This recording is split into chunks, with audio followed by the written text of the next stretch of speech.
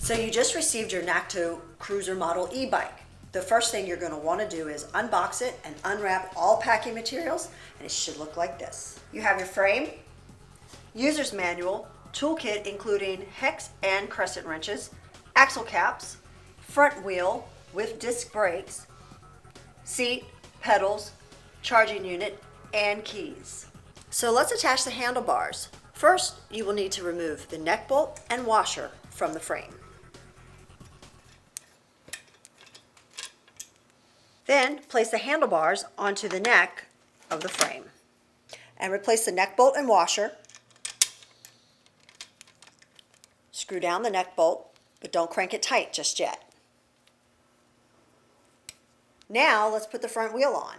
Place the forks onto the axle, making sure to insert the disc brake into the caliper. Align the axle locks with forks and tighten the axle bolts with the crescent wrench. Push the axle bolt caps over the axle bolts. Tighten the caliper with the hex tool. Tighten here, and here, and here, and here.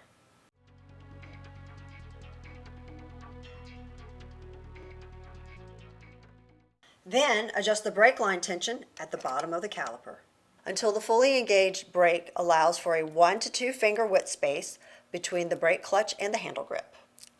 Now align the handlebars and tighten all 3 neck bolts.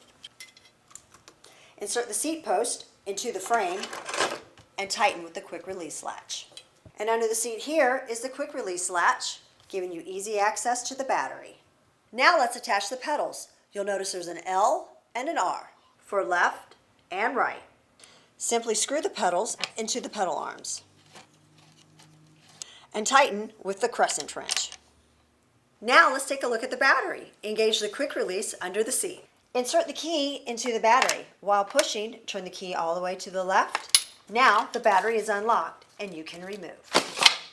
Align the slot to reinsert the battery and push down until it sits flush against the bottom of the housing. Now turn the key to the right to power up the battery. Press and hold the power button to turn on the LCD. The plus button increases the degree of power assist, and the minus button decreases the degree of power assist. And the right handle grip is your throttle. Here's your front brake, your bell, LCD, gear shift, and rear brake. Now you're all set to go, but let's talk about charging your battery.